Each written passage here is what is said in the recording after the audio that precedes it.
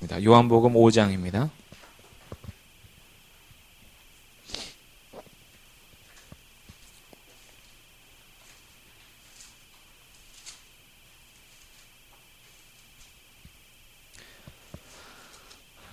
요한복음 5장. 요한복음 신약성경 150쪽이요.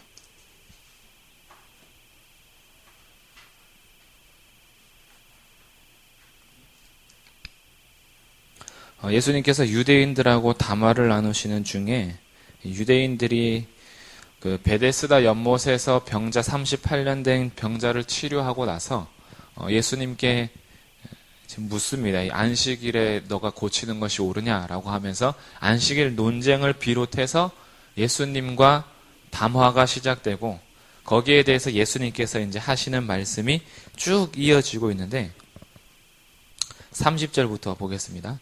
5장 30절. 요한복음 5장 30절. 내가 아무것도 스스로 할 수 없노라. 듣는 대로 심판하노니 나는 나의 뜻대로 하려 하지 않고 나를 보내신 이의 뜻대로 하려 함으로 내 심판은 의로우니라.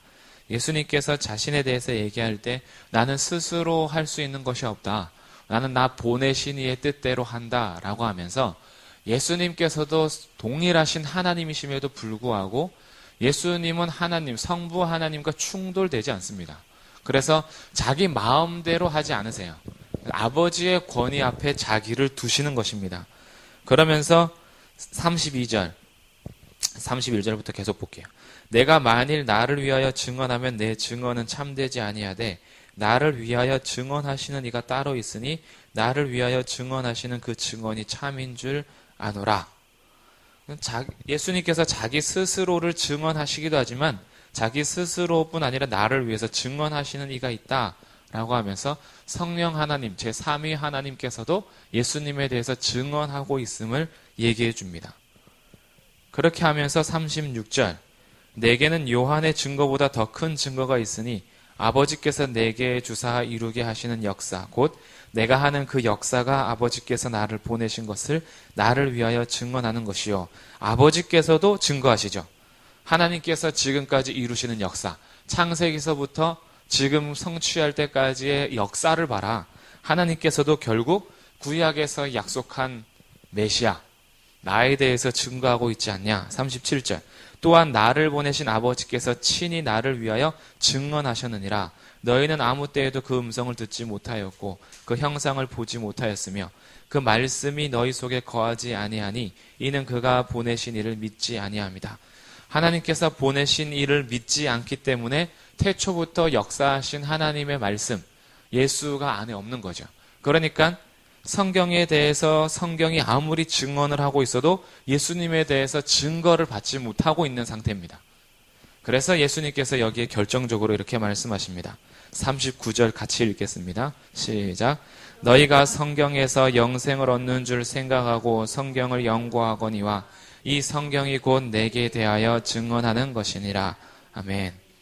성경을 그렇게 달달달 외우고 성경을 그렇게 연구하는데 당시의 바리새인들과 서기관 그리고 랍비들, 유대 지도자들은 성경을 통해서 예수님을 만난 것이 아니라 성경을 통해서 사람의 교훈만 받습니다. 그래서 이 성경이 결국은 내게 대하여 증거하는 것이다라고 예수님께서 친히 말씀해 주시는 거예요. 성경은 결국 예수님을 말합니다. 그래서 누가복음에도 한번 가볼게요. 자, 누가복음 24장. 앞에 요한복음 앞에 성경책이죠. 누가복음 마지막 장입니다. 24장.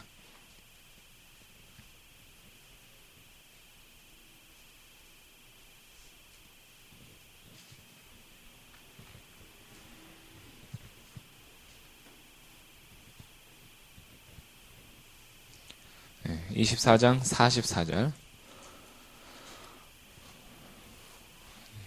또 이르시되 내가 너희와 함께 있을 때에 너희에게 말한 바 곧 모세의 율법과 선지자의 글과 시편의 나를 가리켜 기록된 모든 것이 이루어져야 하리라 한 말이 이것이라. 모세의 율법, 창세기서부터 시작해서 신명기까지 글, 선지자의 글, 역사서와 모든 선지자의 글과 성문서를 대표하는 시편, 모든 구약 성경이 한마디로 기록된 모든 것이 이루어져야 한다. 누구를 가리켜요? 나를 가리켜. 그러니까 모든 구약 성경은 나를 가리켜 기록된 것이다 라고 예수님께서 친히 말씀해 주시는 거죠. 그러면서 45절 이에 그들의 마음을 열어서 성경을 깨닫게 하십니다. 이 마음을 열었다라는 것이 그들의 이성, 논리, 판단력, 지성이 포함하는 겁니다. 이 지성과 이성과 논리, 판단력 이런 것들을 완전히 열어주시는 거예요. 충분하게 열어주셔서 성경을 깨닫게 하십니다. 그래서 이 성경에 기록된 모든 것이 결국 어떻게 이루어졌는지 예수님께서 자기의 모든 역사 가운데 증거하심으로 성경에서 약속한 메시아, 성경에서 약속한 하나님의 아들, 그리고 성경이 결국 말하는 것이 나다라는 것을 이제 얘기해 줍니다. 근데 예수님의 시대에도 그렇고 구약 이스라엘 시대에도 그렇고 사람들에게 있어서 항상 성경이 어떤 식으로 다가왔냐면 이사야 말씀 가보겠습니다.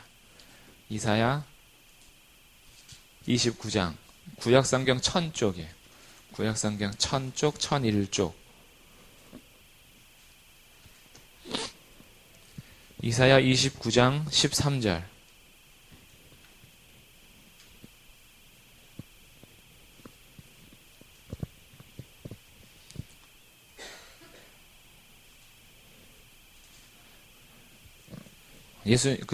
이사야 선지자를 통해서 하나님께서 이렇게 선포하십니다. 주께서 이르시되 이 백성이 입으로는 나를 가까이하며 입술로는 나를 공경하나 그들의 마음은 내게서 멀리 떠났나니 그들이 나를 경외함은 사람의 계명으로 가르침을 받았을 뿐이다. 성경을 멀리했던 게 아닙니다. 예배를 무시했던 것도 아니에요. 물론 예배가 엉망이었죠. 형식만 남아있습니다. 지금 하나님께서 얘기하시는 것은 마음이 없다라는 거예요. 마음이 전혀 없이 입술로만 나를 공경하고 입술로만 나를 예배하고 가까이 하는 거죠. 하나님께서 요구하신 것은 마음인데 마음이 떠나 있습니다. 이사야 시대뿐만이 아니라 예수님 시대에도 마찬가지이기 때문에 예수님께서 마태복음에서 이것을 그대로 인용하세요. 이사야 선지자가 너희들에 대해서 잘 예언하였도다. 그러면서 마태복음을 통하여서 예수님의 말씀이 기록되죠. 너희가 입으로는 나를 가까이 하지만 마음은 내게서 멀다라는 거예요. 결국 이 마음이 성경을 통해서 깨닫게 하시는 진리를 이제 알지 못하는 거죠, 사실. 그래서 결국 우리가 어렸을 때부터 사람의 계명을 따라 말씀을 공부하고 성경을 연구해도 마음을 열어주시는 성령님께서 열어주셔서 성경이 결국 말하고자 하는 내용, 예수님에 대해서 알지 못하면 사실 성경은 우리의 계명을 따라서 사람의 가르침을 따라서 갈 뿐이다라는 거죠. 핵심이 없는 겁니다. 성경이 말하는 건 예수님인데 예수님 없이 다른 것들만 시큰 교육을 받는 거죠. 여기에 대해서 잘못됐다. 그것이 성경이 결국 얘기하는 건 예수요. 우리들이 믿는다라고 할 때에는 성경이 무엇을 얘기하는지 바르게 믿는 것인데 성경이 무엇을 얘기하는지는 관심이 없고 너희들의 믿음의 활동만 충분해 봐야 그것은 잘못된 길로 간다라는 거죠. 그래서 충분한 것이 예수님을 아는 것으로 충분해져야지 예수님이 아는 것에 있어서는 충분하지 않은데 우리의 활동만 충분해지면 그것이 이제 종교 활동이 되는 겁니다. 신앙 생활이 아니죠. 하나님과의 관계 속에서 이루어지는 풍성한 생명의 관계가 아니라 생명과 상관없이 또 하나의 종교에 매여 있는 거예요. 예수 그리스도가 없다면. 여기에 대해서 우리가 지금 충분히 공부하는 게 사도신경을 통해서 그 내용을 공부하고 있는 겁니다. 그래서 사실 사도신경의 이 내용들이 신앙생활의 가장 기초고 가장 기본인 거죠. 여기에 대해서 우리가 사실 공부를 잘 안 했다라는 것은 우리가 믿음의 핵심을 놓치고 있다라는 거예요. 그렇다고 해서 이걸 안 한 게 아닙니다. 그동안 성경을 통해서 늘 얘기하는 게 이거였어요. 근데 이제 이거를 함축적으로 집중해서 공부하는 것입니다. 그러다 보니까 이 내용들이 우리가 볼 때에 좀 깊게 들어가기도 하고 막 좀 더 막 삼위일체 하나님에 대해서 얘기하기도 하고 그러다 보니까 사역들에 대해서 또 막 퍼지다 보니까 복잡한 것처럼 느껴지지만 이것이 가장 기본적인 내용입니다. 그래서 사도신경 프린트물 다시 이렇게 보시면 구조가 이렇게 나눠져 있다라고 말씀드렸습니다. 파란색 네모칸 안에 나는 전능하신 아버지 하나님 천지의 창조주를 믿습니다라는 것은 성부 하나님에 대한 신앙 고백이에요. 성부 하나님. 그리고 이제 두 번째, 그 초록색이죠. 초록색 네모칸 두 번째서부터 일곱 번째까지가 성자 하나님, 예수님에 대한 신앙 고백입니다. 그리고 이제 주황색, 나는 성령을 믿으며부터 마지막까지가 성령 하나님에 대한 신앙 고백입니다. 그래서 제1, 2, 3위이신 하나님, 본질상 동일하신 일체이신 하나님이 각각 위격을 가지고 있기 때문에 우리가 각각의 위격에 따라서 하나님을 그대로 존중하고 존경하고 신앙을 고백하지만 이 하나님은 세 분이 아니요 유일하신 하나님이심을 또한 믿으면서 우리의 믿음의 내용들을 구체적으로 이제 보고 있는 중이에요. 그래서 전능하신 아버지 하나님 천지의 창조주를 믿는 믿음의 고백 안에서 하나님의 섭리와 주권이 이루어지는데 그의 유일하신 아들 예수 그리스도를 통해서 이제 예수님의 어떤 분이신지, 예수님이 누구신지 우리가 믿으며 그분이 행하신 사역을 믿는 겁니다. 왜냐하면 그분의 사역은 우리의 구원과 직결되기 때문에. 그래서 그는 성령으로 잉태되어 이것이 예수님의 신성을 의미했습니다. 예수님이 하나님이시다라는 거예요. 동정녀 마리아에게 나시고 예수님의 인성입니다. 예수님도 우리와 동일한 인간이다. 그래서 완전한 인간이요 완전한 하나님으로 오셔야지만 구원을 이룰 수 있는 거죠. 완전한 제물이 될 수 있으니까 흠없는. 그래서 그는 성령으로 잉태되어 동정녀 마리아에게 나셨다라는 것을 믿음으로 고백하는 것이 그만큼 중요했습니다. 그리고 본디오 빌라도 때 역사적으로 본디오 빌라도 때에 실제적으로 이 땅에 오셔서 고난을 받으셨는데 이 고난은 탄생 자체부터 시작해서 십자가에 달려 돌아가시기 직전까지 채찍에 맞으시고 모욕당하시는 모든 것이 고난입니다. 말구유에서 태어난 것부터 시작해서 모든 것이 고난이죠. 그리고 예수님께서는 실질적으로 죽습니다. 십자가에서 못 박혀 죽으셨습니다. 죄의 값은 사망이기 때문에 우리의 죄 짐을 담당하여 대신 죽으십니다. 대속적 죽음이라 그래요. 우리를 대신하여 속죄 제물로 죽으셨습니다. 그리고 죽으셨을 뿐 아니라 장사된 지 사흘 만에 죽은 자 가운데서 다시 살아나셨어요. 그래서 여기서 다시 살아나셨으면 이제는 다시 죽지 않는 겁니다. 사망의 권세를 깨트린 거예요. 부활의 첫 열매가 되셨습니다. 그래서 초실절을 완전히 이제 이루시는 거예요. 첫 열매가 되셔서 이제 그리스도 예수 안에 있는 자들에게는 같이 다시 살아남을 소망할 수 있게 하셨습니다. 죽음의 고통에서 벗어나는 거예요. 더 이상 죽음의 세력이 우리를 지배하지 못하고 죄에게 종노릇하지 않습니다. 그래서 예수님의 다시 사심이 이제 믿는 자들이 그리스도 안에서 다시 살아나심과 같이 연합이 되는 거죠. 그리고 이제 살아나신 주님께서는 하늘에 올라가십니다. 하늘에 올라가시는 것은 이 땅의 모형인 지성소, 1년에 단 한 번씩만 들어갈 수 있었던 대제사장의 대속죄일이 이제 예수님께서 단번에 영원한 지성소, 하늘로 올라가셨어요. 그래서 이제 완전한 지성소의 연합과 중보 사역을 하늘에서 여전히 하십니다. 그리고 전능하신 하나님 우편에 앉아 계세요. 하나님 우편에 앉아 계시다라는 것은 통치권을 의미합니다. 하나님께서 이 땅을 다스리는 것처럼 예수님께서 하늘에서 팔짱 끼고 있는 것이 아니라 이 땅을 여전히 통치하신다. 그래서 예수님의 통치권이 지금도 이 땅 가운데 이루어지고 있습니다. 이제 거기로부터 하나님 우편으로부터 하늘에서부터 살아있는 자와 죽은 자를 심판하러 오실 것입니다. 예수님이 이제 다시 오실 때는 심판주로 오시기 때문에 우리들은 예수님을 기다리는 신부로서 재림의 주님을 기다립니다.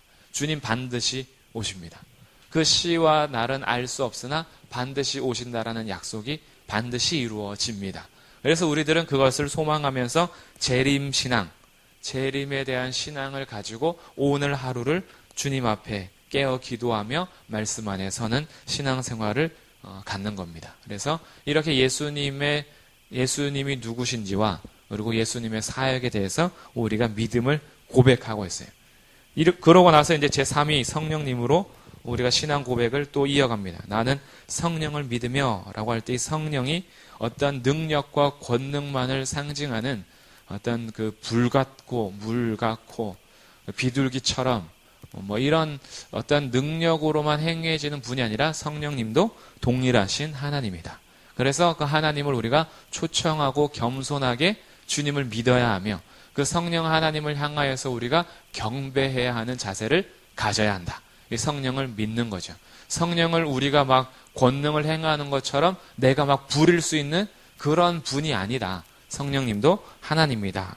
이 성령님을 통해서 이루어지는 거룩한 공교회, 이 거룩하면서도 보편적 교회입니다. 거룩하면서도 하나인 교회요. 거룩하면서도 통일된 하나의 교회, 보편적 교회, 그리고 사도성을 가지고 있는 교회로서 초대교회 예루살렘의 교회와 21세기 한국의 교회가 동일한 몸된 교회다. 그래서 거룩한 공교회, 그리고 이 안에서 성도의 교제.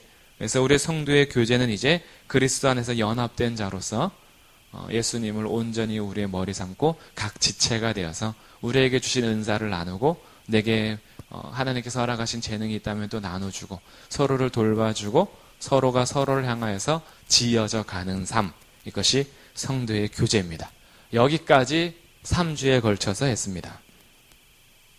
이제 오늘 마지막 죄를 용서하는 것과 몸의 부활과 영생을 믿습니다. 라는 고백을 같이 하게 될 겁니다. 지난주에 나눈 것처럼 신앙 고백, 이것이 나는 믿습니다. 라는 라틴어가 끄레도라고 했습니다. 끄레도.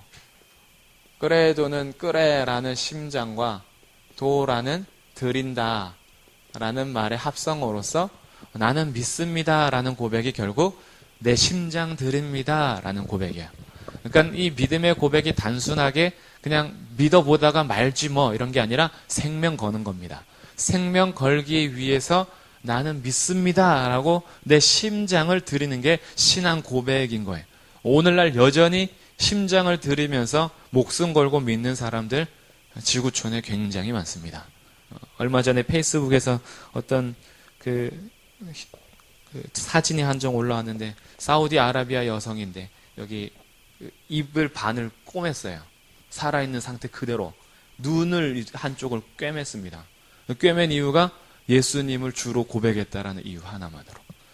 아직까지도 믿음의 고백을 자기 입술을 산채로 그냥 꼬맴 당하는 거예요. 눈도 그냥 꼬맴 당하는 거고. 그런 상태에서도 포기할 수 없는 이유, 믿음의 내용을 알고 있을 때 가능합니다. 믿음이 그냥 한번 믿어보다가 잘 되면 믿어보고 좀 믿었는데 뭔가 일이 안 풀리면 다른 거 믿지 뭐 이런 고백이 아니라는 거예요. 우리의 신앙 고백 자체는 생명이 들어있습니다. 그래서 이 내용을 포기한다라는 것은 내 생명을 포기하는 것과 같기 때문에 초대교회 성도들은 죽으면서도 포기할 수 없었던 거예요. 왜냐하면 심장을 드렸으니까. 이미 내 심장은 예수님께 가 있는 걸요. 예수님과 내가 연합해서 이제는 뗄래야 뗄 수 없는 관계인 걸요. 그냥 예수님 믿어서 이 땅에서 잘 살아보려고 종교생활한 거 아닙니다. 생명 드린 거예요. 왜냐하면 그분이 날 위해서 생명 드리셨으니까. 그래서 내 영원한 죄를 용서하셨음에 있어서 복음의 이 놀라운 은혜, 어떻게 나 같은 자를 용서하시고 받아주셨는가 라는 것에서 진짜로 자기의 삶을 처절하게 깨닫고 그 은혜의 풍성함에 들어가니까 이 땅에서 사망, 거기에 매이지 않는 겁니다.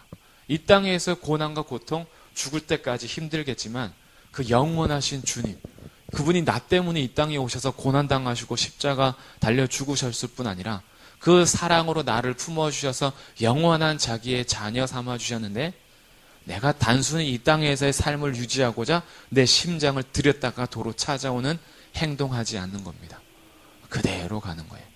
이게 오늘날 21세기와 1세기의 차이인 겁니다. 우리의 믿음의 내용에 대해서는 문제가 되지 않아요. 신앙생활하는 게 믿음의 내용에 대해서 예수님이 누구신지 더 알아가는 것이 신앙생활이 아니라 어떻게 하면 내가 좀 더 잘 될까? 이게 신앙생활의 목표가 돼버리니까 이 세상에서 조금 잘 안 되면 다른 거 한번 붙잡아 보는 거예요. 그러니까 양다리에 걸치죠. 신앙생활 한다고 하면서 예배는 드리면서도 여전히 점집에 가서 내 미래가 궁금하고 여전히 굿하고 여전히 무당 찾아다니고 여전히 다른 것도 섬겨보고 그러면서 나한테 뭔가 좀 잘 되는 것들을 풀어보려고 내 모든 목적이 내 인생 잘 되는 겁니다. 그러니까 불교 믿어서 잘 되면 불교 믿는 거고 기독교 믿어서 잘 되면 기독교 믿는 거고 근데 예수님 믿었는데, 복음을 믿었는데 잘 되는 건 하나도 없고 맨날 교회 갔더니 고난을 감수하고 감사하며 십자가를 지고 따라오시오. 우리는 죽으러 갑니다. 이러고 있으니 아닌 거죠. 그러니까 교회를 선택할 때에도 나한테 좋은 거 이제 우리가 따라다니는 거죠. 그러니 이제는 복음이 전해질 때 불신 영혼들이 구원받는 숫자보다 수평 이동이 훨씬 많은 거예요. 좀 더 좋은 교회, 내 구미에 맞춰서 찾아다니는 거죠. 그러면서 십자가 선언하고 복음을 제시하고 고난을 제시하는 건 싫고 그냥 기도하면 주님께서 다 해결해 주시고 다 기도하면 하나님께서 복 주시고 똑같이 믿는데 그 메시지가 훨씬 좋죠. 사실 기도하면 풀린다 하는데 그럼 뭐가 다릅니까? 불교에서 기도하면 1000번째 드리고 이렇게 3000번째 드리고 그 뭐라 그러죠? 이렇게 3000배, 1000배 뭐 이런 거 열심히 너가 하면은 다 부처님께서 은덕을 베푸실 거다. 뭐가 달라요? 다른 게 없죠. 자기 중심적인 거는. 물론 하나님께서 분명히 유일하신 하나님이기 때문에 자기 백성에게 베풀어 주는 것이 그냥 부처를 믿고 자기가 스스로 득도에 이르는 것보다 훨씬 차원이 다릅니다. 우리는 복을 구할 수밖에 없는 사람이에요. 왜냐면 피조물이니까. 우리가 어떻게 스스로 복을 만들어냅니까? 하나님께 복의 근원이신 하나님께 복을 구하는 거 당연하죠. 그래서 불교에서 복을 구하는 거하고 교회에서 구하는 거하고 차원이 다른 건 맞습니다. 뭐가 똑같냐면 중심이 똑같다라는 거예요. 내가 잘 되길 바라는 마음. 그거는 똑같아요. 여기에서 이제 우리가 믿음의 내용이나 복음의 내용 그리고 예수님이 누구신지에 대해서 알지 못한 채 그것만 구했을 때 이것은 사실 구원이나 복음과 상관없는 복 누리다가 그냥 그대로 가는 경우가 있습니다. 복 누리는 게 좋은 것 같이 여겨지는 것처럼 예수님과 전혀 상관없이 교회 생활, 신앙생활 잘하다가 예수님과 상관없는 나라 갈 수 있습니다. 복음의 내용이 굉장히 중요합니다. 그래서 우리는 항상 본질을 추구하면서 내가 과연 여기에 지금 심장을 들이고 있는가 라고 하면서 내 믿음 생활이 그냥 내 중심적인가 아니면 성경 중심적인가로 늘 점검하셔야 돼요. 내 중심적인 신앙 생활은 어느 종교에나 다 있습니다. 그것은 구원을 이루는 신앙이 아닙니다. 구원을 이루는 신앙은 성경 신앙입니다. 성경에 기록된 대로 믿는 것이 구원을 이루는 거지 내 믿음이 좋은 게 구원을 이루는 게 아니에요. 내 믿음이 좋은 대로 하는 것은 모든 종교 다 틀어서 우리보다 믿음 좋은 종교 훨씬 많습니다. 이슬람교 같은 경우는 자기 생명 드리잖아요. 진짜로. 그래서 자살 테러하면서도 기쁘게 가잖아요. 신앙 진짜 좋은 겁니다. 그런데 진리에 대한 신앙이 아니잖아요. 자기의 신앙이지. 목숨 다 바쳐 드릴 수 있는 신앙인데 내용이 잘못됐잖아요. 그러니까 우리가 똑같은 우를 범할 수 있는 겁니다. 성경을 똑같이 배우고 성경에 대해서 우리가 늘 믿음의 내용을 여기에 담고 있으면서도 성경의 내용과 상관없이 성경은 모두 다 나를 가리켜 증언한 것이다 라고 예수님께서는 성경이 다 예수님에 대한 증언이라는 것을 밝히 말씀해 주셨는데 우리들은 예수님에 대해서 알기보다는 다른 것 자꾸 원한다는 거죠. 그래서 우리의 믿음의 내용을 자꾸 점검하는 건 굉장히 중요합니다. 그래서 이제 여기서부터 오늘 이제 10번째 고백이죠. 죄를 용서받는 것과 이제 네. 안 보이세요? 예. 알겠습니다. 이제 10번째 고백이요. 총 12항으로 이제 나눠지는데 10번째 죄를 용서받는 것과에 대한 이제 고백입니다. 죄라고 할 때 이 죄라는 기준은 죄라는 것은 하나님의 성품과 하나님의 법이 기준입니다. 하나님으로부터 하나님과의 관계에서부터 파생되는 게 죄라는 단어가 나와요. 그러니까 죄라는 것의 기준이 뭐냐에 따라서 죄를 정의하는 것이 달라집니다. 죄라는 기준이 윤리가 돼버리면 윤리를 범한 도덕적인 죄를 말하겠죠. 뭐 살인하고 도둑질하고 거짓말하고 이런 것들이 이제 죄가 되겠죠.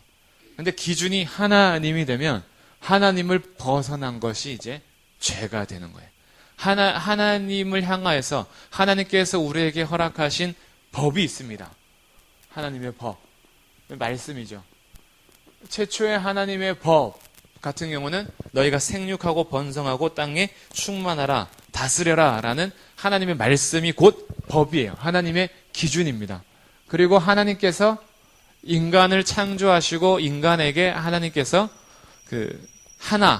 에덴 동산에 두시면서 모든 것 마음대로 먹어도 된다. 근데 딱 하나, 동산 중앙에 있는 선하게 알게 하는 나무 실과는 절대로 먹지 마라. 먹으면 반드시 죽는다. 이게 하나님의 법으로 이제 작용하는 거예요.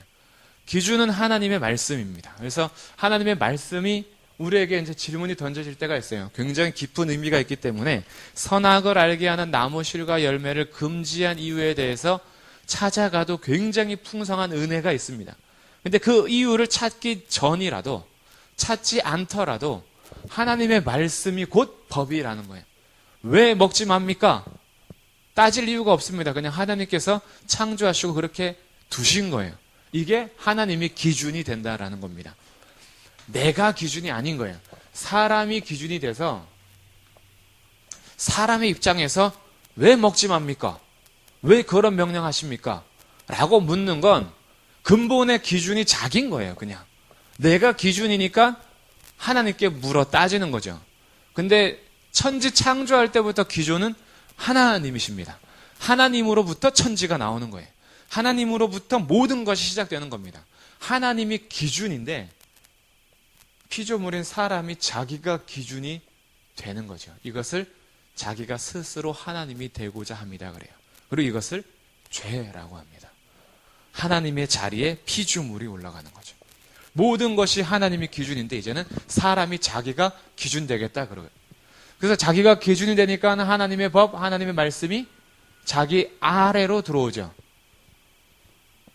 하나님의 법이 나의 삶의 기준이 아니라 내 상황에 따라서 하나님의 법이 될 때도 있고 아닐 때도 있고, 좋으면 지키는 거고 아니면 마는 거고, 이렇게 이제 상태가 가는 거죠. 이 최초의 범죄부터 지금까지 동일합니다. 지금까지도 사람들의 죄는 하나님을 인정하지 않고 내가 스스로 인생의 주인으로 살면서 내가 하나님을 선택하는 거예요. 내가 믿을 하나님을 내가 선택하는 거죠. 그래서 내가 고르는 거예요, 종교를. 그래서 내가 골라서 내 마음에 드는 것들 찾아가는 겁니다. 그 중에 하나, 기독교를 내가 잡은 걸 수도 있어요. 근데 기독교에 들어왔더니 이걸 바꿔버리는 거예요. 아니야. 네가 선택한 것 같이. 네가 선택해서 너가 하나님 너 안에 두면서 너의 유익에 따라서 믿어야지 말아야지 결정할 것 같이. 아니야. 하나님이 널 선택하셨어. 이렇게 나오죠. 하나님이 너를 택하셔서 너의 위치를 정상적인 위치로 바꿔놓을 거야. 너는 회개해야 돼. 회개는 뭐냐? 너가 있어야 할 자리가 아닌데 너가 스스로 하나님으로서 있었으니까 그 자리를 너가 내려오고 하나님을 그 자리에 모시는 것. 이것이 회개야 라는 거예요. 그래서 회개는 내 윤리적인 잣대로 잘못했습니다라고 고백하는 게 회개가 아니라 하나님 자리에 하나님을 두지 않았습니다. 다시 하나님을 제가 모십니다 라고 유턴하는 게 회개라는 거예요. 그래서 회개는 내 삶에서 그냥 눈물을 흘리는 게 아니라 내 삶이 하나님 없이 살던 인생이 하나님으로 돌아서는 것이 회개라는 거예요. 그러니까 회개는 당연히 삶이 따라옵니다. 회개는 유턴한 거기 때문에 삶의 방향 자체가 바뀌어요. 삶의 방향이 바뀌었다라는 것은 나의 삶 자체가 당연히 바뀌어요. 회개했는데도 삶이 안 바뀌는 건 회개 안 한 겁니다, 사실. 회개를 잘못 오해하고 있는 거예요. 잘못했습니다. 눈물 흘리는 거, 그것은 그냥 윤리적인 이유에 있어서 죄라는 근본 자체를 해결하지 않은 거예요. 죄라는 근본은 하나님 없었던 겁니다. 하나님이 주인이 아니었던 거예요. 회개했다라는 것은 하나님이 다시 내 주인 된 겁니다. 그럼 하나님이 내 주인 됐다라는 것은 내 삶의 방향이 이제 내 마음대로 살 수가 없어요. 하나님의 뜻을 물어봅니다. 다시. 하나님의 법은 뭐며 하나님의 말씀은 무엇인지. 이 하나님의 말씀으로부터 내가 지배를 받아요. 내가 하나님 말씀을 지배하는 게 아니라 이게 죄였다는 거죠. 그래서 이 위치를 다시 원상복귀 하다 보니까 삶 속에서 부딪힘이 생겨요. 나는 여전히 내가 인생의 주인으로 살아가는 습관이 많아요. 자라온 거 어떡하겠어요? 뿌리가 안 뽑히는 걸. 근데 이제 회개하고 나니까 하나님이 내 주인이고 하나님의 말씀대로 살아야 하는 마음이 생겼는데 삶에서 안 따라주는 거예요, 이게. 마음은 원인데 잘 안 돼요. 여기에서 오는 갭이 있습니다. 이게 신앙생활이에요. 갈등이 있어요. 이게 아예 나의 머리가 되지 않는 것하고 머리인데 삶이 안 따라주는 거하고는 달라요. 네. 그래서 회개해도 삶이 완전히 확 변해서 사람이 딴 사람이 되지는 않습니다. 그러나 삶의 방향이 바뀌기 때문에 갈등이 있어요. 하나님의 말씀을 따라야 되는데 왜 잘 안 되지? 라는 갈등이 있어요. 이 갈등이 없다면 회개 안 한 거라니까요. 이 갈등이 생기는 게 회개한 사람들에게 나오는 특징입니다. 그러다 보면 이제 여기에서 우리 신앙생활이 굉장히 신비적으로 이뤄가죠. 하나님께서 선택한 그 사람을 가만히 두지 않으시니까 때로는 주의 말씀을 어겼을 때 따라오는 징계가 있습니다. 그럼 하죠. 그때 말씀하시긴 하셨는데 내가 살짝 요쯤이야 이거 슉 넘어갔더니 하나님께서 절대 넘어가지 않네.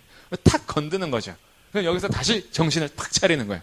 그래, 다시 주의 말씀대로 살자. 그래서 다시 말씀으로 탁 하려고 하지만 우리의 삶이 또 흐지부지 이제 되기 시작해 어느 순간에. 그러면 또 좀 요쯤이야 하고 딱 하면 갑자기 하나님께서 또 퍽 하시죠. 그럼 이제 또 정신을 번쩍 차리고 가는 거예요. 이렇게 계속 갑니다. 그러다 보면 어느 순간에 내 삶이 갑자기 뭔가 180도 바뀐 게 아니라 내 삶이 하나님 없이는 살 수가 없는 삶이 돼요. 하나님 없이는 살 수 없는 삶으로 바뀐다니까요.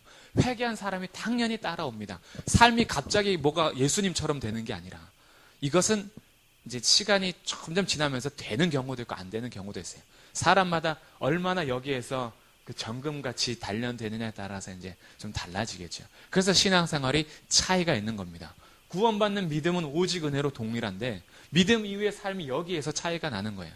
여전히 말씀을 나의 삶의 기준으로 삼으려고 하는 갈등 속에서 여기에서 부딪히는 나의 삶을 그냥 포기하는 사람이 있는가 하면 부단히 겪는 사람이 있고 강도도 사람마다 달라요.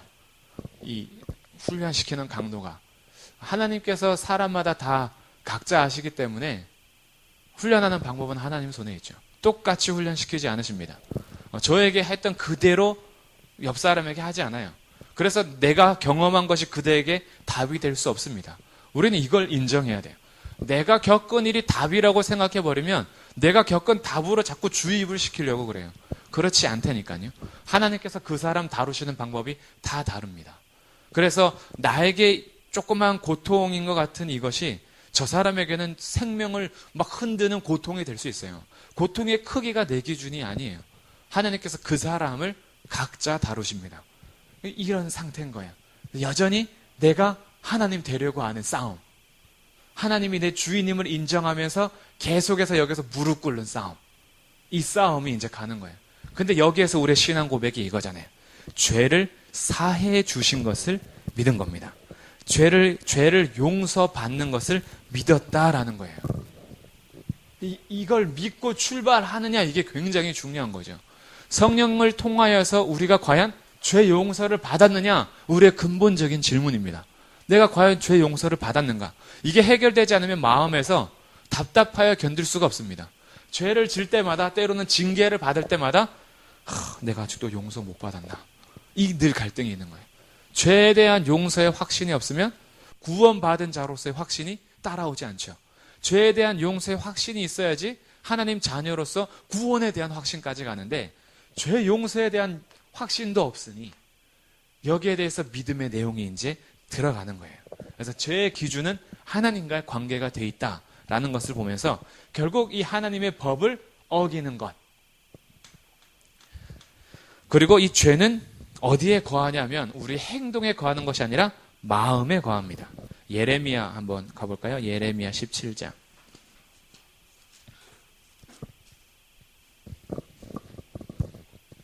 예레미야 17장 9절이요.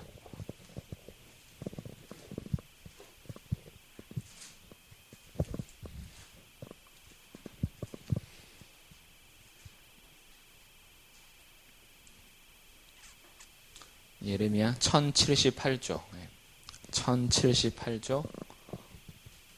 예레미야 17장 9절. 같이 읽겠습니다. 시작.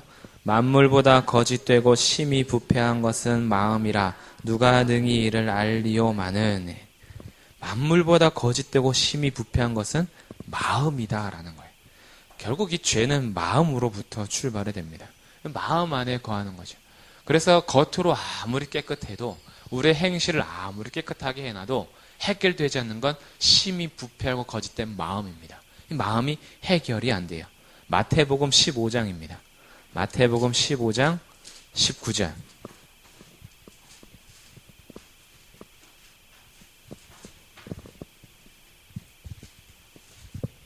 마태복음 신약성경 26쪽. 마태복음 15장 19절.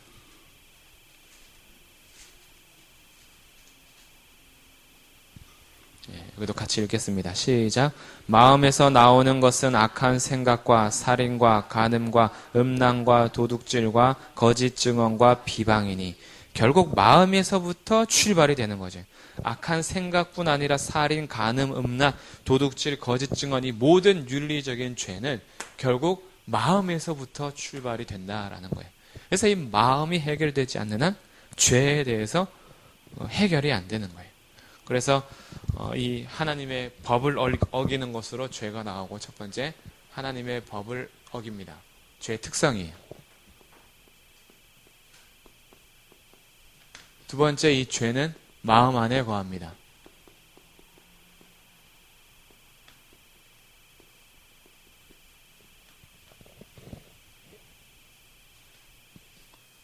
세 번째, 결국 죄의 뿌리는 교만입니다. 교만, 성경에서 말하는 교만은 스스로 하나님이 되고자 함이에요. 내가 하나님이 되는 것. 이게 성경에서 말하는 교만입니다. 성경에서 말하는 겸손은 하나님을 의존하는 거예요. 겸손이. 하나님을 의지하고 하나님 없으면 안 됩니다. 하나님 없이 어떻게 삽니까? 그래서 의존적인 삶을 겸손이라 그래요. 하나님 없어도 됩니다. 내 인생 내가 알아서 합니다. 교만이에요. 죄의 뿌리는 결국 하나님 없이 살고자 하는 교만으로부터 시작해서 마음 안에 거하며, 이 마음으로부터 출발하여 하나님의 법을 어기는 것으로 나타납니다. 이게 이제 죄라는 거예요. 그 죄의 결과는 어떻게 되느냐? 이로부터 출발하는 죄의 결과, 첫 번째는 하나님과 나를 분리시킵니다. 하나님과 나와의 관계가 끊어져요. 죄의 결과입니다.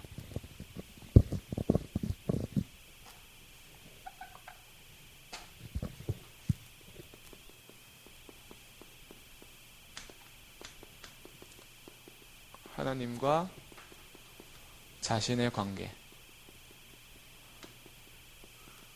관계가 분리돼요. 하나님을 떠났으니까, 스스로.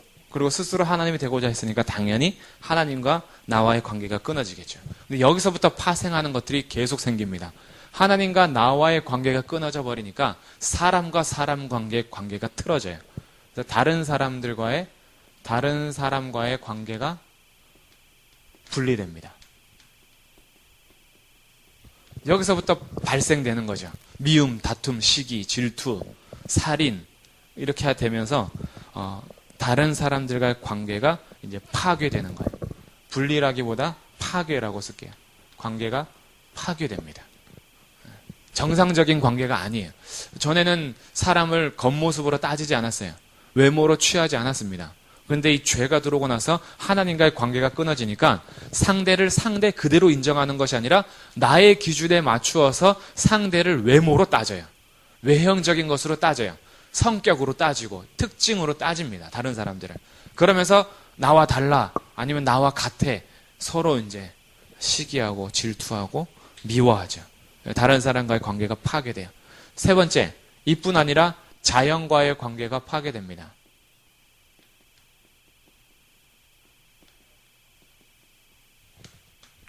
질서가 무너진 거죠. 하나님과 나와의 관계의 질서가 무너지니까 사람과 피조물과의 관계가 뒤집어지는 거예요.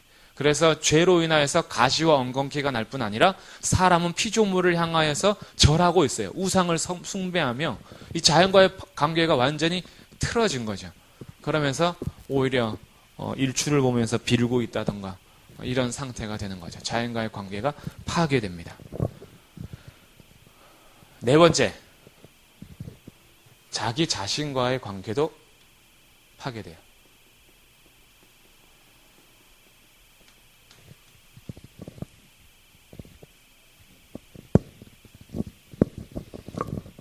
나의 정체성이 무너집니다.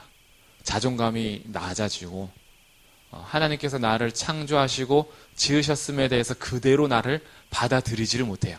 내가 나에 대해서 받아들일 수가 없어져요. 난 왜 이래? 내 성격 왜 이래? 난 왜 이렇게 못생겼어? 자신과의 관계가 하나님 안에서 온전하게 자기를 받아주지를 못해요. 난 왜 이럴까? 맨날 이러면서 자존감이 완전히 무너진 상태인 거죠. 하나님과의 관계가 끊어지고 죄로부터 나오는 결과들입니다. 그러니 이 세상이 이렇게 된 건 결국 죄 때문인 거예요. 죄로 인하여서 모든 관계가 파괴된 겁니다. 그래서 자존감을 회복시키는 것도 사실은 다른 사람들과의 관계에서 회복이 되고 자연과의 관계에서 회복이 되는 여기에서 끝나지 않습니다. 결국 하나님과의 관계가 회복이 될 때 이게 이제 회복이 되는 거예요. 하나님과의 관계가 회복되지 않으면 근원적으로 해결이 되지 않습니다. 그래서 하나님과의 관계가 얼마나 중요한지 죄의 결과를 보면서 알게 되죠. 죄는 비참한 겁니다. 죄는 그냥 그럴 수도 있지 뭐 이게 아니에요. 죄는 우리의 인생을 완전히 망가뜨렸어요. 죄는 우리의 삶 자체를 송두리째 뺏어가 버렸습니다. 죄는 굉장히 심각한 겁니다. 그런데 이제 여기서부터 죄의 용서를 받았다라는 것은 이 죄의 결과가 오는 것이 결국 죄의 세력, 죄의 종노릇했다 그래요. 죄에게 종노릇해요. 내가 죄를 지어서 죄인이 아니라 죄인이어서 죄를 질 수밖에 없어요. 나는 나를 인정하고 싶은데 인정이 안 돼. 다른 사람들을 있는 모습 그대로 받아주고 싶은데 그게 안 돼요.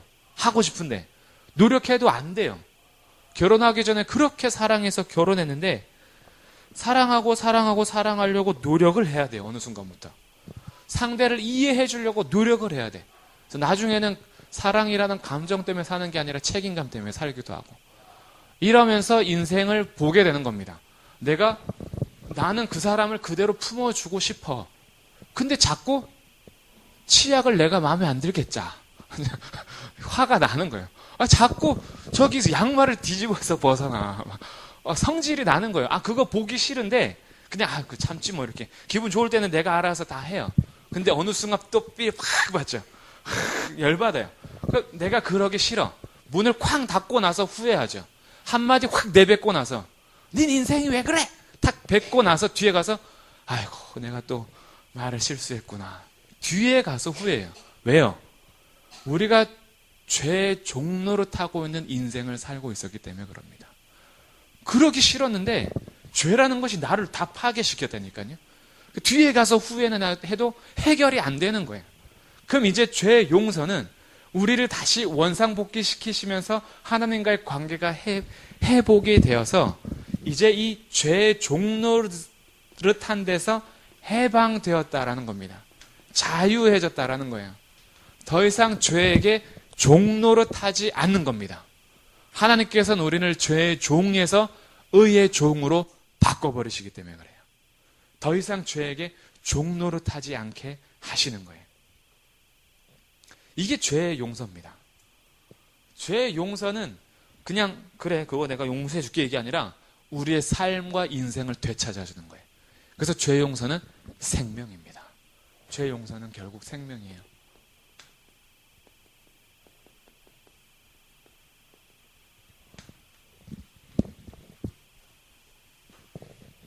여기서 이제 우리의 믿음의 고백이 나오는 거예요. 죄의 용서는 결국 생명인데 우리에게 생명을 되찾아 주기 위해서 생명이 필요했던 겁니다. 생명의 값을 지불해야만 죄 용서로부터 진정한 해방, 진정한 자유, 진정한 생명을 줄 수 있는 거예요. 그래서 예수 그리스도를 통해서 우리의 죄를 대속하신 주님을 믿음으로 내가 오직 주님 안에서 생명을 얻었다. 즉 주님 안에서 죄 용서를 받았다라는 것을 믿는 것. 이게 신앙 고백의 내용이 들어가는 거예요. 죄 용서해 주신 것에 있어서. 그래서 결국 이 대속제일에 2마리 염소, 그 다음에 6월절에 어린 양, 우리 이제 앞에서 죄를 사해 주심에 대해서 예수님께서 십자가에서 죽으심에 대해서 나눴던 내용입니다. 그러니까 6월절 어린 양, 그분이 우리를 대신해서 문설주와 문인방에 피 바름을 당한 거예요. 우리는 이제 피 뿌림을 당하는 겁니다. 이제 염소의 피를 뿌림 당하고, 문인방 문설주에는 6월절 어린 양의 피, 예수님의 피가 발라진 상태에서 아사셀 양과 여호와를 위한 염소를 이제 뽑아가지고, 여호와를 위한 염소는 속죄 제물로 드리고, 그 다음에 아사셀을 위한 염소는 뽑아서 광야로 내보내게 할 때 막 돌로 치고 발로 차고 침 뱉고 하면서 온갖 모욕과 그 수치심을 주고 나의 모든 죄를 전가시켜서 이스라엘의 온 죄를 담당하여 아사셀을 위한 염소가 가는 거죠. 그래서 우리 죄로부터 완전히 분리시켜서 더 이상 죄의 지배를 받지 않게끔 하는 것이 대속제일에 드리는 아사셀을 위한 염소인 거예요. 그래서 염소가 광야에 가서 짐승에 뜯어 죽거나 아니면 그 광야에서 홀로 죽음을 맞이합니다. 예수님께서 십자가에서 우리 모든 온 인류의 죄를 담당하시고 걸어가시는 장면인 거죠. 이 모든 것을 통해서 우리는 죄 용서 받았음을 믿는 거예요. 우리 죄 용서는 나로부터 출발하지 않는다라는 겁니다. 신앙 고백에서 굉장히 중요한 겁니다. 죄 용서는 내가 스스로 아사셀 염소처럼 고난하는 게 아니에요. 십자가 내가 지고 가서 내 죄를 사함 받는 거 아닙니다. 내가 죄 용서에 대해서 헌금을 많이 드림으로 용서받는 것 아닙니다. 우리의 죄 용서는 예수 그리스도를 통해서만 받습니다. 이것을 믿습니다라는 거예요. 그래서 예수님께서 우리 죄 용서해 주심을 믿는다면 우리들에게 따라오는 행동이 하나님 앞에 감사하게 됩니다. 우리가 한 게 없는데 용서를 받았잖아요. 우리는 죄인이라서 다 파괴되고 완전히 인생 자체가 뺏겼는데 예수님께서 오셔서 이것을 한 번에 해결시켜 주셨어요. 그리스도 안에 있는 자들은 이제 다 이 죄를 용서해 주셨다라는 거예요. 더 이상 너에게 죄의 종노릇 하지 않아도 된다. 선언하신 거예요. 이것을 그대로 믿는 겁니다. 그래서 이제 우리는 죄 용서에 대해서 확신하는데 그 죄 용서의 확신은 나의 믿음의 크기가 아니라 예수님이 행하신 일이라는 거예요. 예수님께서 행하신 일을 그대로 받아들이는 겁니다. 이게 믿음이에요. 그래서 그대로 예수님께서 하신 일을 내 그대로 받아들이면서 죄를 용서하심을 믿습니다. 그래서 이제 하나님 앞에 감사하게 되죠. 죄의식을 깨달으면 깨달을수록, 그리고 죄의 심각성을 알면 알수록 용서의 깊이를 알게 돼요. 전에는 내가 요만큼밖에 죄인이 아닌 것 같았어. 성경을 읽으면 읽을수록 내 죄가 점점 더 드러나. 동시적으로 뭐가 커지냐면 이런 나 같은 죄인을 용서하신 하나님의 은혜가 커져요. 그래서 성경을 통해서 내 죄의 크기가 점점 더 크게 보인다면 이것까지도 용서할 수 있을까? 내가 이렇게 죄인인지 몰랐네. 이런 나도 용서할 수 있을까? 라는 질문이 아니라 이런 나를 용서하셨단 말이야? 전에는 요만큼밖에 죄인이 아니라서 용서한 줄 알았는데 점점점 발견되면 발견될수록 이랬단 나란 말이야? 근데 이랬던 나를 용서해 주셨단 말이야? 더 깊은 은혜와 감사를 하게 되죠. 그러면서 우리가 두 번째 따라오는 삶이 다른 사람들의 죄를 용서하는 삶으로 가는 겁니다. 이게 나오는 회개한 자들의 삶이에요. 하나님의 은혜가 점점 더 커지면 커질수록 나에게 잘못한 일을 그가 고백할 때마다 이 은혜로 인해서 흘러가는 거죠. 그래서 나도 용서받은 자로 용서하는 삶을 사는 겁니다. 내가 얼마나 하나님 앞에 죄인인지 깨달을수록 은혜의 깊이와 용서의 크기가 넓어지고 깊어집니다. 이 죄의 용서하심에 대해서 믿는 거예요. 그리고 이제 11번째, 몸이 다시 사는 것과 이제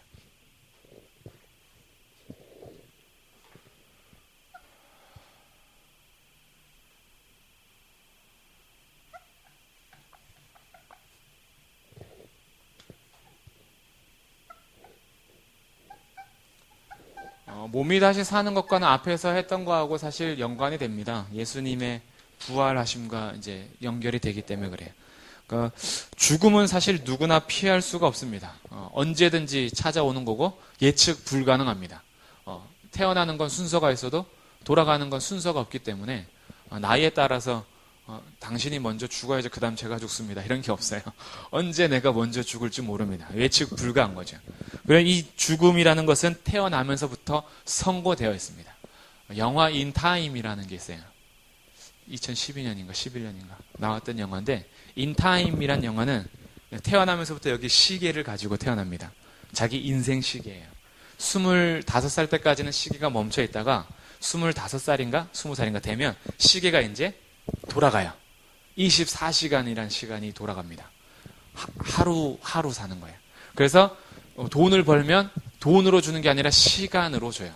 그래서 생명이 연장되는 거예요. 돈을 벌 때마다. 그래서 이 시간을 가는데 이 시간 가지고 이제 사람들이 도박을 하죠. 그래서 어떤 사람은 막 몇천 년이라는 시간을 가지고 있어요. 영생불사, 안 죽어요. 시간 막 뺏어 가기도 해요. 이 영화를 이렇게 재밌게 만들었는데, 여기서 우리가 알게 되는 사실이 하나 딱 마음에 와닿는 게, 우리가 사실 생명 시간이 있습니다. 눈에 안 보여서 그러지. 언제 죽을지 몰라요. 근데 띡띡띡 감회되고 있어요. 우리는 사실 몇 년 살았다라고 하지만 이게 맞는 표현 같아요. 몇 년 까먹었다 이제 얼마 남은지 몰라. 우리 인생이 80이라면 50년 살았으면 50년 까먹은 거 이제 30년 남은 거예요. 호흡이 멈출 때가 반드시 있으니까 태어나면서부터 시간이 깎이는 거예요. 그게 이제 1년, 2년, 3년, 4년, 70년, 80년 되는 거죠. 그러니까 죽음은 누구에게나 있다. 근데 내가 죽을 것에 대해서 아무도 예비하지 않아요. 막연한 두려움이 있습니다. 죽을 텐데. 그래서 생명을 갉아먹으며 사는 것 아무도 막을 수 없습니다. 왜냐하면 죄에 대한 하나님의 심판이기 때문에 그렇습니다. 죄로 인하여서 사망이 들어왔습니다. 그러니까 원래부터 죽음이 있었던 건 아니다. 창세기 1장, 2장에는 죽음이 없습니다. 그리고 언제 죽음이 없냐 하면 요한계시록 19장 이후에 이제 영원한 불못에 들어가는 것 외에는 다시는 죽음에게 종노릇 하지 않게 됩니다. 새하늘과 새 땅, 거기에서 죽음이 없습니다. 이것을 이제 다시 회복시킬 거예요. 그래서 이제 죽음이라는 것이 결국 자연스러운 것이 아니라 부자연스러운 거였죠. 원래 죽는 거야가 아니었던 거예요. 원래 안 죽는 거야. 근데 죄 때문에 죽음이 왔어. 그리고 이제 죄로 인하여서 죄진 이후 세상에는 죽음은 당연한 게 돼버렸어. 근데 이 부자연스러운 거 하나님께서 끝내실 거야. 더 이상 죽음이 없어요. 여기에 대해서 우리가 이제 믿는 겁니다. 인간의 죽음에 대한 믿음의 고백이 뒤에 몸의 부활과라는 고백에서 이제 담겨요. 인간의 죽음에는 그래서 이제 세 가지 죽음으로 나눕니다. 첫 번째 죽음은 영혼의 죽음이에요. 영혼의 죽음이라는 것은 에베소서 2장 1절에서 죄와 허물로 죽었던 자들 할 때 그 죽음을 말해요. 그래서 영혼의 죽음.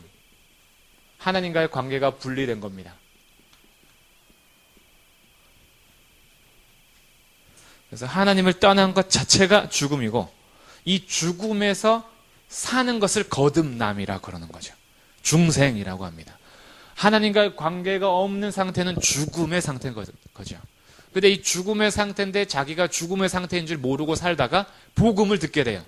복음을 듣고 보니까 내가 죄로 허물러 죽었던 자라는 것을 자각하게 됩니다. 깨닫게 되면서 그럼 어떻게 해야지 사는 거지? 한 가지 길을 제시해 두신 거예요. 예수 그리스도를 믿는 자마다 영생을 주신다. 그 예수 그리스도를 믿어야지만 삶이 있다. 이것을 복음이 딱 들어오는 순간 영원히 사는 길이 있구나라고 예수님을 믿으면 이 믿음이 이제 거듭남이 되는 거죠. 다시 태어나는 거예요. 새롭게 중생하는 겁니다. 그래서 영혼의 죽음에서부터 우리가 이제 거듭나요. 근데 이제 거듭나도 우리는 죽습니다. 육체적 죽음이라 그래요, 이거를. 육체의 죽음입니다. 두 번째. 예수님 잘 믿는다라고 해서 몸이 영원히 안 죽느냐? 아니고 죽어요. 그래서 우리도 장례를 치릅니다. 육체의 죽음이 있죠. 이제 세 번째가 영원한 죽음이 있어요. 그러면 결국 이 두 가지는 아직 영원한 죽음은 아니라는 걸 알게 되죠.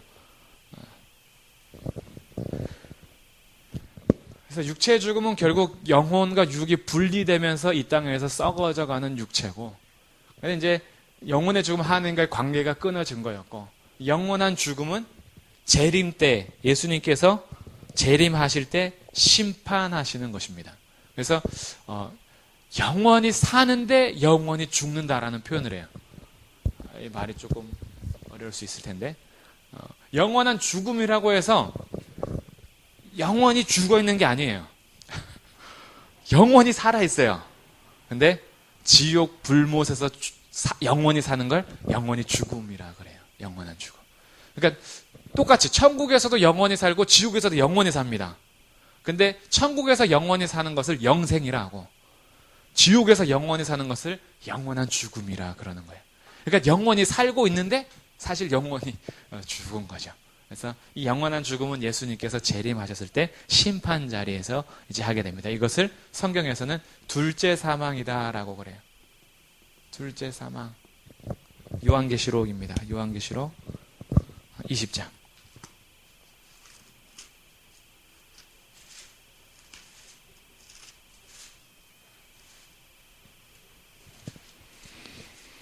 요한계시록 20장 14절, 15절. 지난주에도 한번 읽었던 본문이에요.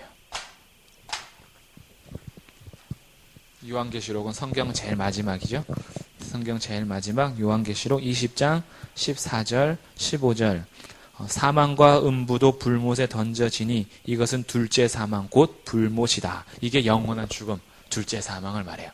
둘째 사망에는 누구도 던져지냐면 사망과 음부도 던져진대요. 불못에. 신기하죠? 사망과 음부를 의인화한 겁니다. 꼭 사람인 것처럼 만들어놨어요. 이 사망도 던져지는 거예요. 그러니까 불못의 사망도 갇혀버리기 때문에 새하늘과 새 땅에 다시는 죽음이 없습니다. 죄로 인하여서 죽음이 들어온 것이 완전히 끊어지는 거예요. 근데 우리가 지금 믿음의 고백의 내용이 뭐냐? 이 육체의 죽음에 대한 몸의 부활을 믿습니다. 몸의 부활. 영혼에 대한 부활은 거듭남으로 우리가 다시 이렇게 사는 거죠. 중생한 겁니다. 근데 우리의 부활은 영혼만 부활해서 영원히 형체 없이 사는 게 아니라 이 몸이 부활해요. 그래서 화장해도 상관없고 바다에 뿌려도 상관없고 땅에 묻어도 상관없어요. 이 육체는 어차피 없어집니다. 근데 주님 다시 오셨을 때 이제 몸이 완전히 부활해요. 영광스러운 형체로 변화됩니다. 예수님께서 변화산에서 보여주신 모습이죠. 상상할 수 없는 거예요. 아직 우리도 아무도 못 봤으니까. 그러나 지금 이 모습은 아닐 거예요. 지금 이 모습은 아니고 아마 정말 아름다운 모습이 될 겁니다. 아담과 하하보다 더 찬란한 모습으로 회복이 될 거예요. 그렇다라고 해서 예뻐지고 뭐 몸매 좋아지고 이건 아닐지도 몰라요. 거기에는 외모로 더 이상 판단하지 않으니까 너무 기대는 하지 마세요. 그러나 기대하셔도 돼요. 다시는 썩지 않습니다. 그 몸은, 이 몸의 부활은 다시는 썩음이 없어요. 그리고 영광스럽게 변화되고 지치거나 피곤함이 없어집니다. 얼마나 좋을 거야. 감기, 바이러스, 세균 이런 거 없습니다. 더 이상 아프지 않아요. 그래서 이제는 피곤해 이런 거 없어요. 맨날 애들처럼 자고 일어나기만 하면 쌩쌩하잖아요. 애들은. 우리는 이제 천국에서 눈만 감았다 뜨면 맨날 세임이 막 넘치는 거야. 막 일할 데 없나 막. 그래서 예배 막 하나님께 계속 예배하고 찬양하고 이 계속 드는 거죠. 병들지 않습니다. 그리고 무엇보다도 다시는 죄의 유혹에 넘어가지 않습니다. 육체로 판단하지 않고 죄 유혹에 넘어가면서 천국에서 뭐 남녀가 음란히 행하거나 이런 거 없습니다. 죄 유혹에 절대 넘어가지 않는 강한 몸, 신령한 몸이 됩니다. 이게 구원의 완성이에요. 결국 구원, 우리는 이미 구원받았으나 아직 완전하지 않은 자죠. 이게 몸의 부활을 입지 않기 때문에 그렇습니다. 육체가 아직도 불완전한 죄의 상태, 죄가 더 즐겁고 죄가 더 편한 상태의 몸을 가지고 있어요. 우리는. 그래서 그 하나님의 뜻을 따르려면 노력이 필요하지만 노력 안 하면 죄를 져요. 가만히 있으면 죄가 좋아요. 그냥 편해요. 그게. 이게 우리 몸이에요. 근데 몸이 부활이 돼버리면 죄랑은 상관없는 이제 몸이 돼요.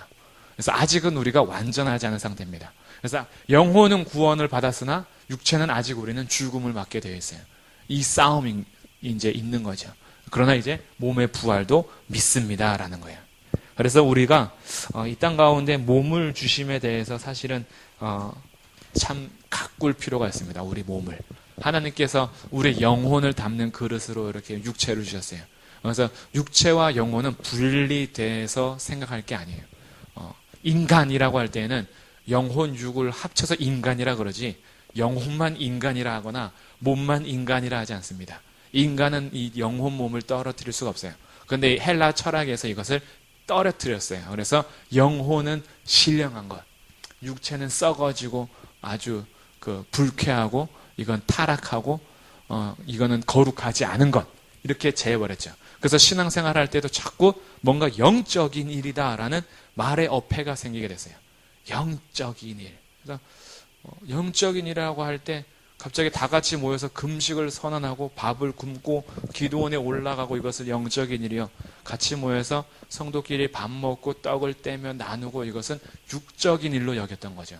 헬라 철학의 영향을 받아 신앙생활을 하게 되면 그렇지 않다는 겁니다. 밥 적당히 드시고 기도하시면 좋습니다.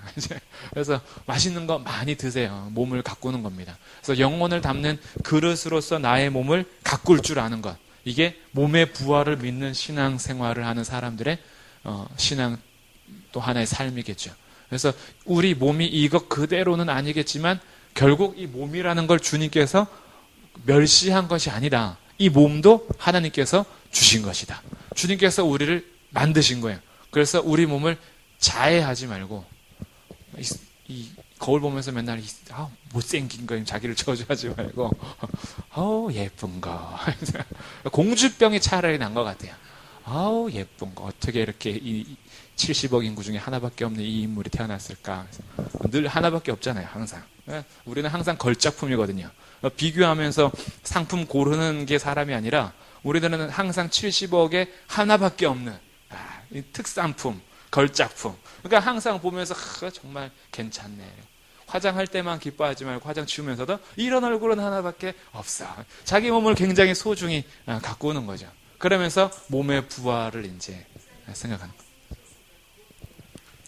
거예요. 왜 그러세요 또? 그렇게 하셔도 돼요. 네. 그래서 육체를 소중하게 가꾸고 자기에 대해서 하나님께서 창조하심에 대해서 감사하며 살 수 있는 것. 이게 몸의 부활을 믿는 신앙생활입니다. 마지막, 자 영생을 믿습니다라는 거예요. 자 영생은 곧 뭐냐? 자 요한복음 17장입니다. 요한복음 17장 3절.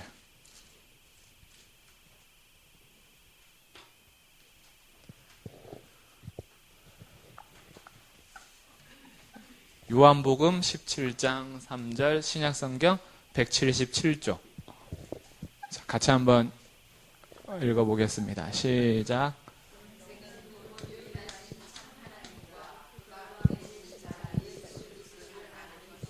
네. 여기서 영생에 대해서 새로운 정의를 해줍니다. 영생은 곧 유일하신 참 하나님과 그가 보내신 자 예수 그리스도를 아는 것. 이게 영생이라는 거예요. 곧 영생이 뭐냐? 하나님과 동행하는 삶을 영생이라고 합니다. 영생은 그냥 오래 사는 그 시간적 개념이 아니에요. 오래도록 영원히 신데렐라 왕자가 행복하게 오래오래 살았습니다. 이 영생이 아니에요. 그걸 말하는 게 아니라 신자든 불신자든 오래 삽니다. 아까 말씀드린 대로 불신자도 지옥에서 오래오래 불행하게 삽니다. 신자는 오래오래 천국에서 사는 거예요. 이 영생을 말하는 게 아니에요. 여기서 영생이라는 것은 하나님과의 동행을 의미합니다. 자, 창세기 5장 가보겠습니다.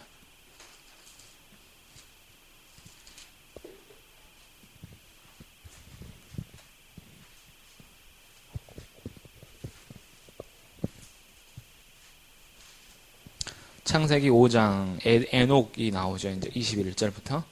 창세기 5장 21절.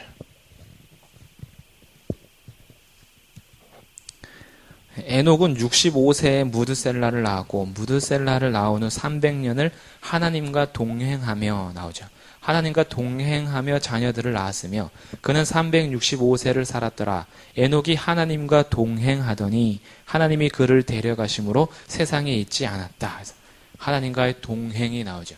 에녹에게도 영생의 삶을 보여주신 것이 하나님과 동행이라는 말이에요. 그런데 노아에게도 이것이 적용이 됩니다. 6장 9절. 이것이 노아의 족본이라. 노아는 의인이요 당대의 완전한 자라. 그는 하나님과 동행하였으며. 결국 하나님과 동행했던 노아를 얘기해 주고 있죠. 성경에서 처음부터 창세기에서 이제 죽음이 온 이후에 창세기 5장 같은 경우는 족본인데 핵심이 뭐냐 하면 살고 죽었더라입니다. 누가 몇 년을 살고 죽었다. 누가 몇 년을 살고 죽었다. 이게 반복이 되면서 결국 죄로 인하여서 사망이 왔다라는 것을 말해줘요. 그런데 사망이 없는 한 사람, 에녹을 등장시킵니다. 에녹이 죽음의 삶 가운데 죽지 않고 올라간 것은 하나님과 동행한 것이다 라고 말해주는 거죠. 그리고 이제 심판을 해야 되는 노아 홍수 때에 노아가 의인이요 당대 완전한 자는 왜 그렇게 됐느냐 하면 하나님과 동행한 영생한 자였다라고 우리에게 말해주는 거죠. 그래서 결국 성경에서 말하는 영생은 믿는 자에게만 주는 선물입니다. 영원히 오래오래 사는 게 아니라 영원히 오래오래는 다 사니까 영혼은. 그래서 하나님과 더불어 사는 삶, 이것을 성경에서 영생이라 그래요. 그래서 이 영생은 하나님을 알고 믿는 것입니다. 그 보내신 자 예수 그리스도를 믿는 것. 그래서 영생의 시작은 예수님을 믿는 순간부터 시작이 돼요. 그래서 우리는 이제 죽어서 영생이 아닙니다. 예수 그리스도를 믿는 그때부터 영생하는 거예요. 하나님과 동행하는 삶을 살면서.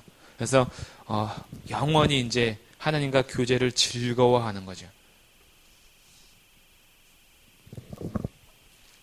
그렇기 때문에 이 땅에서 예수님 믿는 순간 하나님의 자녀로 영생을 살고 있는 하나님의 백성들은 죽음과 동시에 예수님이 거하는 낙원에 이르는 거예요. 그러니까 우리는 이제 이어지는 겁니다. 이어져서 예수님 다시 오셨을 때 완전한 몸의 부활까지 입어서 완전한 구원을 이제 이루게 되는 거죠. 그래서 신자들이 이 세상을 떠나는 순간 영혼은 그 즉시 완전한 성화가 돼요. 영혼은. 육은 예수님께서 재림하셨을 때 몸의 부활로 완전한 부활체가 됩니다. 이것이 영생의 단계예요.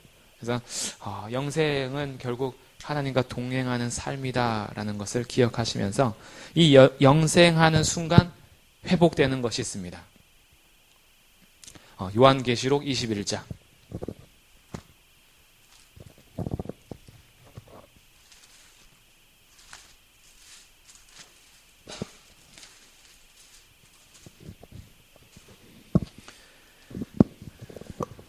요한계시록 21장부터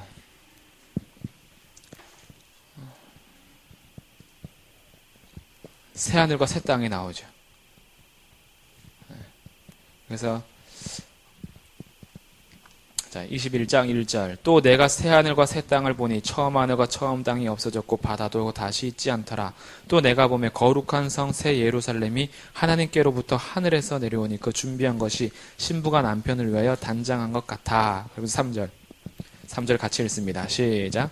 내가 들으니 보좌에서 큰 음성이 나서 이르되 보라 하나님의 장막이 사람들과 함께 있음에 하나님이 그들과 함께 계시리니 그들은 하나님의 백성이 되고 하나님이 친히 그들과 함께 계셔서. 자, 그래서 반복이 되죠. 하나님이 그들과 함께 계시리니 그들은 하나님의 백성이 되고 하나님이 친히 그들과 함께 계셔서. 이제 우리의 동행은 새하늘과 새 땅이 이루어지는 순간 이 땅에서 하나님이 우리와 함께 하시는 것과는 차원이 다른, 이제 그 하나님을 얼굴과 얼굴을 대하여 보는 정도의 그런 친히 함께 계시는 자리가 됩니다. 영생이에요. 완전한 영생이죠. 그래서 이 땅에서 예수님 믿는 순간부터 시작한 영생은 우리가 죽음 이후나 죽기 전에 예수님께서 오셨을 때 하늘에서 새하늘과 새 땅에서 하나님과 영원토록 친히 함께 하시는 동행의 삶을 살게 됩니다. 그래서 누리는 거예요. 하나님과 더불어 영원한 교제를 누려요. 이 영원한 교제를 누릴 때에는 4절 모든 눈물을 그 눈에서 닦아주시고 다시는 사망이 없고 애통하는 것이나 곡하는 것이나 아픈 것이 다시 있지 않습니다. 왜냐하면 처음 것들이 다 지나갔어요. 이제 이 땅 가운데 있었던 죄의 종로로 타고 죄의 열매로 나왔던 모든 것들은 다 사라집니다. 에덴 동산보다 더 완벽한 새하늘과 새 땅인 거예요. 그래서 에덴은 아직 불완전한 상태입니다. 이 새하늘과 새 땅에 비하면. 새하늘과 새 땅은 그것보다 더 완전한 곳이에요. 거기서는 다시는 뱀의 유혹도 없습니다. 할 수가 없어요. 모든 것들은 다 불못에 던져졌기 때문에. 완전한 곳에서 하나님과 동행하면서 거기에서 우리가 상상할 수 없는 진짜 하나님의 나라가 펼쳐지는 거예요. 이 땅에서 상상한 그 이상의 천국이 펼쳐집니다. 더 이상 다른 것으로 만족할 수 없는 그 새하늘과 새 땅. 이 영생입니다, 이게. 그래서 하나님과의 동행이 하늘나라까지 이어지는 거죠.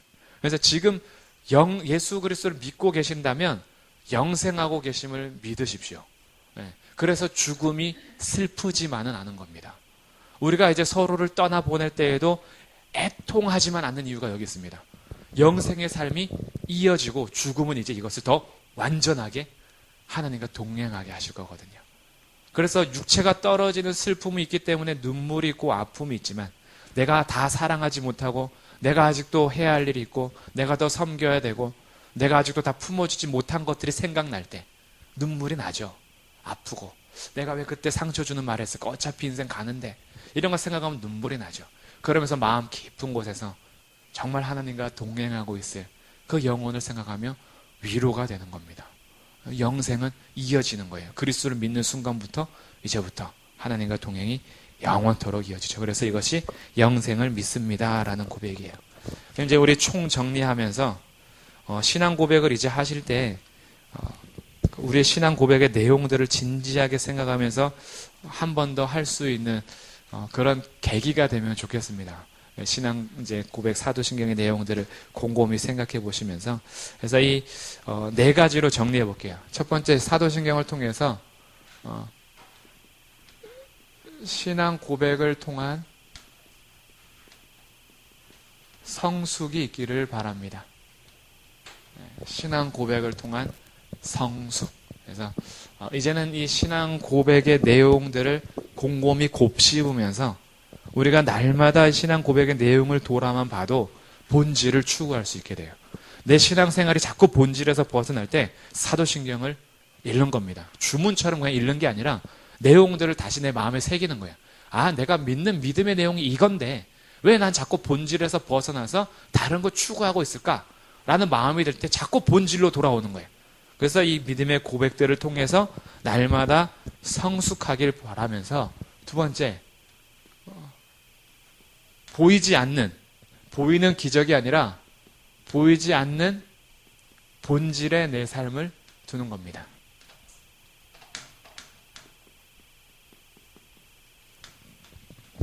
우리 신앙생활이 자꾸 보이는 것으로 확인을 하고 싶을 때가 많아요.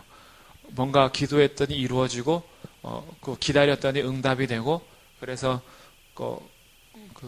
우리 이 땅에서 뭔가 부를 좀 이루고 그리고 좀 더 관계가 뭔가 막 좋아지고 이런 것 보이는 것으로 자꾸 확인하고 싶을 때가 많이 있습니다.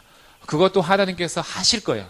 하실 건데 우리의 눈과 우리의 마음은 보이지 않는 본질로 가야 돼요. 하나님이 누구신지, 예수님은 누구시며 성령은 누구신지, 교회는 뭔지, 구원이라는 것은 무엇이며 영생한다라는 것이 뭔지 이건 안 보이는 거거든요. 이 보이지 않는 것이 훨씬 더 중요한 건데 우리는 보이지 않는 것에 관심은 자꾸 사라지고 보이는 것으로 초점을 맞춘다는 거죠. 그러니까 이제 신앙 고백, 사도신경을 통해서 보이지 않는 본질에다 자꾸 우리 마음을 두는 겁니다. 그러면 이렇게 돼요. 하나님이 이해가 안 돼. 왜 이렇게 하시는지. 근데 하나님을 신뢰하지 않을 수가 없어. 본질을 알 때 가능합니다. 하나님을 믿는데 왜 나에게 이런 고통이 따를까 이해가 안 돼요. 그렇다고 고통이 막 좋은 것도 아니에요. 누가 고통을 좋아하겠습니까? 근데 거부할 수 없어요. 내 입을 꿰매고 있는데 그냥 아니라고 부인만 하면 되는데 부인이 안 돼. 그게. 왜냐면 보이지 않는 본질을 알아버렸으니까. 그러니까 내 눈을 꿰매고 있는데 부인이 안 되는 거예요. 성령께서 붙잡아 주십니다. 본질에 집중할 때. 근데 눈에 보이는 것만 가져갔으면 어떻게 했어요? 야, 예수 믿었는데 저렇게 됐대. 야, 예수 없나 보다. 이렇게 가는 거죠. 보이는 게 아니니까. 그러니까 보이는 것보다 보이지 않는 본질에 우리의 마음을 둔다. 사도신경을 보시면서. 세 번째, 결국 그러다 보니까 우리의 믿음의 바탕은 하나님의 말씀이 됩니다.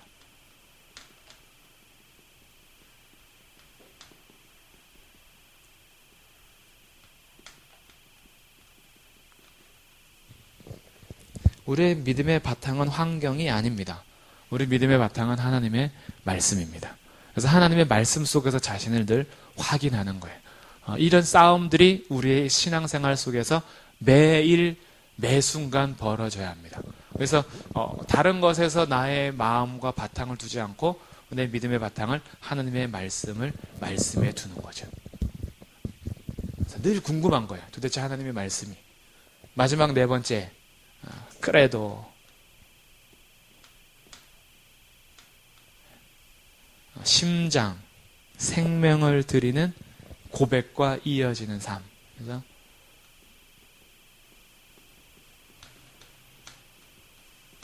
심장을 드리는 고백과 이어지는 삶. 하나님을 알아가고 예수님을 알아가고 성령님을 알아가는 것이 우리의 삶에 무슨 큰 변화가 있을까라고 생각하지만 하나님을 알고 예수님을 알고 성령님을 알아가면 알아갈수록 우리의 삶의 본질적인 변화가 이루어집니다. 그래서 똑같이 직장 생활을 해도 마음 자세와 행동이 달라져요. 근본이 바뀝니다. 그래서 우리의 심장을 드리는 고백과 삶이 이어지는 거예요. 그래서 이게 다른 겁니다. 이해가 안 되는 삶들이 이제 나와요. 세상 속에서 당연히 여겨지는 것이 이제 내 삶 속에서 당연히 여겨지지 않습니다. 세상 속에서 불가능하다라고 하는 삶이 내 삶 속에서 가능하게 이어져요. 이게 하나님과의 관계 속에서 나오는 삶입니다. 우리 심장을 드릴 때 고백과 함께 이제 내 삶을 하나하나, 내 말투 하나하나 이어지는 거죠. 신앙 고백이. 이렇게 살아갈 때 믿음의 내용이 우리의 삶을 붙잡고 이제 우리를 변화시킬 거예요. 그래서 우리의 진짜 믿음 생활은 다른 내가 무엇을 채우고 내가 어떤 활동을 하고 무엇을 막 내가 덮음으로 인해서 내가 변화되는 게 아니라 하나님과 관계가 깊어지고 그 본질을 알면 알수록 들어가면 들어갈수록 내 삶 속에서 인간이 노력으로 맺을 수 없는 성령의 열매가 이제 나오는 거죠. 이게 우리의 진짜 아름다운 인격으로 형성이 되고 우리의 삶에 근본적으로 이제 변화됩니다. 그래서 신앙생활의 본질에 우리의 마음을 둔다라는 것에 마음을 두시면서 사도신경을 한번 우리 진지하게 고백해 보도록 하겠습니다. 프린트 보시면서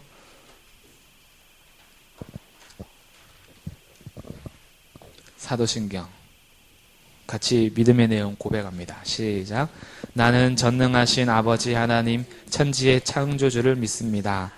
나는 그의 유일하신 아들 우리 주 예수 그리스도를 믿습니다. 그는 성령으로 잉태되어 동정녀 마리아에게서 나시고 본디오 빌라도에게 고난을 받아 십자가에 못 박혀 죽으시고 장사된 지 사흘 만에 죽은 자 가운데서 다시 살아나셨으며 하늘에 오르시어 전능하신 아버지 하나님 우편에 앉아 계시다가 거기로부터 살아있는 자와 죽은 자를 심판하러 오십니다. 나는 성령을 믿으며 거룩한 공교회와 성도의 교제와 죄를 용서받는 것과 몸의 부활과 영생을 믿습니다. 아멘. 네. 사도신경은 그 예배 공동체 안에서 예배 시간에 고백해도 되고 안 해도 됩니다. 이 고백을 하고 순서에 넣고 안 넣고는 상관이 없어요. 그러나 믿음의 고백의 내용은 동일해야 됩니다. 그래서 믿음의 고백을 우리가 진지하게 할 수 있다면 우리 날마다 아마 성장할 것입니다. 이렇게 되기를 기대해 봅니다. 네. 하나님 은혜 감사합니다. 사도신경 내용을 같이 공부했습니다. 우리가 무엇을 믿는지에 대해서 다시 한번 확인할 수 있게 하셔서 감사합니다. 믿음의 내용들을 마음에 다시 새기고 이제 우리의 믿음의 고백을 같이 고백할 때에 우리의 심장을 같이 들으면서 삶이 이어갈 수 있도록 은혜를 베풀어 주옵소서. 예수 그리스도의 이름으로 기도드립니다. 아멘.